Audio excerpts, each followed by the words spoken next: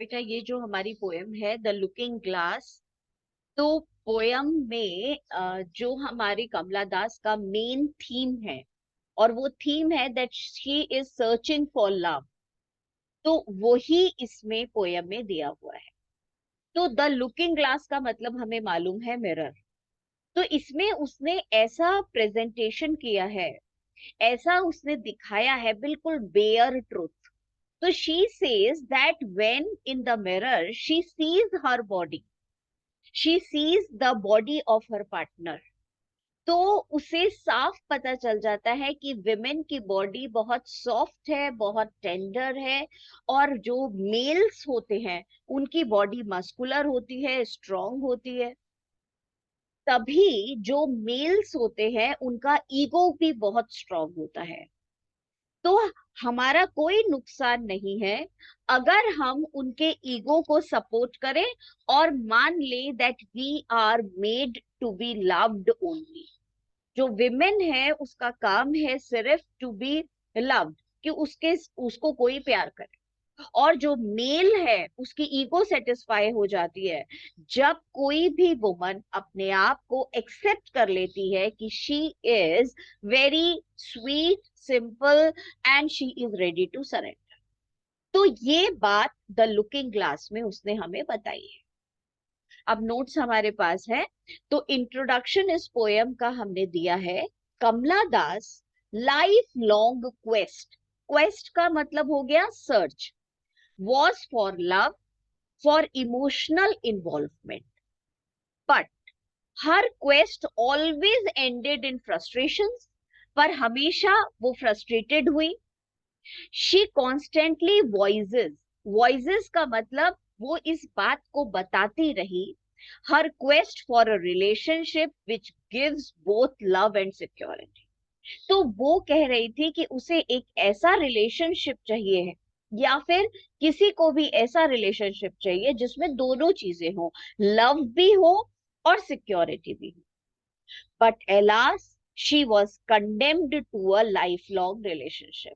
और आयरॉनी ये थी बेटा, उसका जो रिश्ता था वो एक ऐसा रिश्ता था अपने हस्बैंड के साथ जिसमें उसे ना लव मिल रहा था इमोशनल, और ना ही सिक्योरिटी मिल रही थी।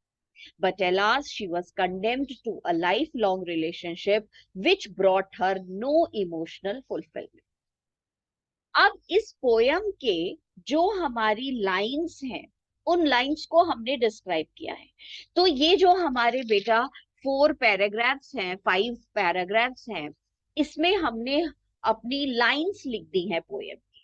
तो लाइंस लिख के पोयम की वो हेडिंग दे दी और फिर हमने पोयम को एक्सप्लेन कर लिया। तो ये हमारा पूरा पूरा दोनों चीजें हो गई, थोड़ा सा पोयम की लाइंस भी कोट हो गई और मीनिंग भी हमारा हो गया।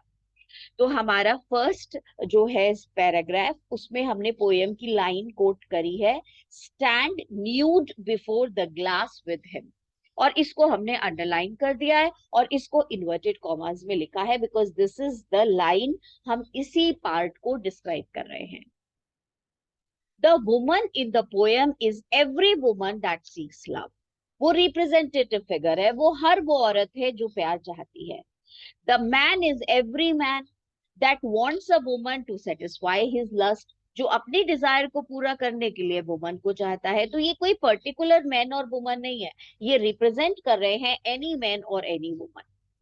The lyric is a looking glass, a mirror, which presents a true, realistic image of the lustful relationship between every man and every woman. और यहां से हमें लगता है कि ये सिर्फ एक दूसरे के ऊपर जो डिजायर्स पूरी करने वाला रिश्ता है, एंड द फ्रस्ट्रेशंस, और ऐसा प्यार जिसमें सिर्फ डिजायर, लस्ट को सेटिस्फाई किया जाता है बेटा, वो फ्रस्ट्रेशंस विच इनएविटेबली फॉलो, उस रिश्ते में हमेशा फ्रस्ट्रेशंस आती ही आती हैं।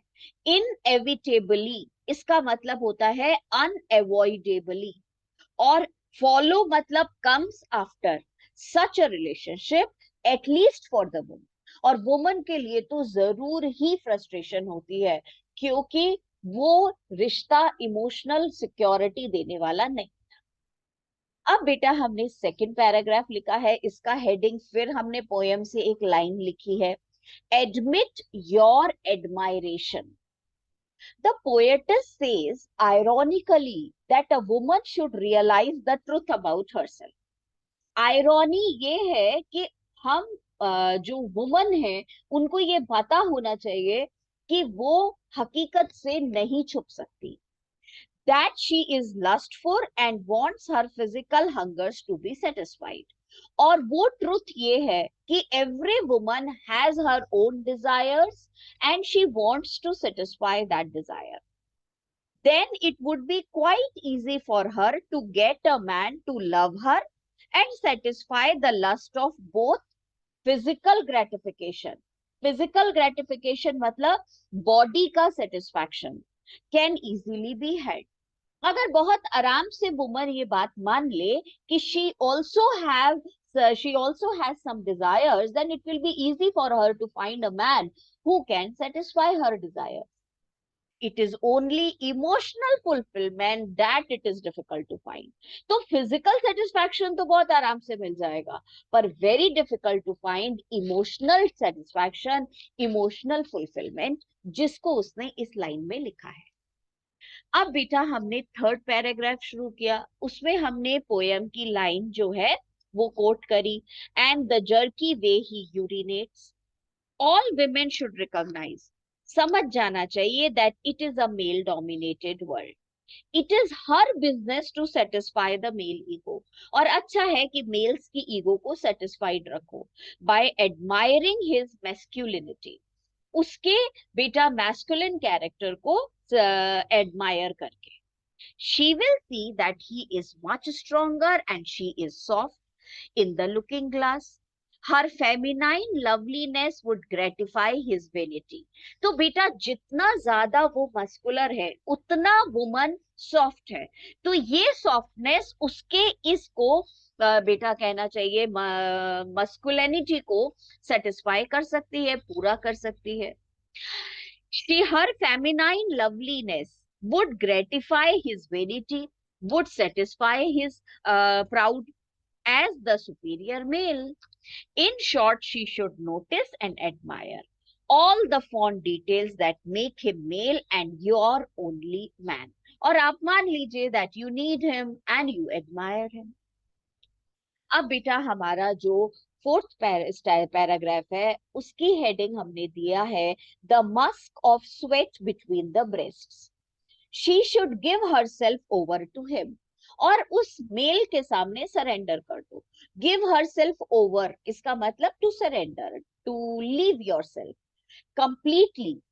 फॉर का मतलब because this is the role which the male expects the female to play. क्योंकि वो यही चाहता है कि वुमन जो है वो अपने आप को सरेंडर कर दे.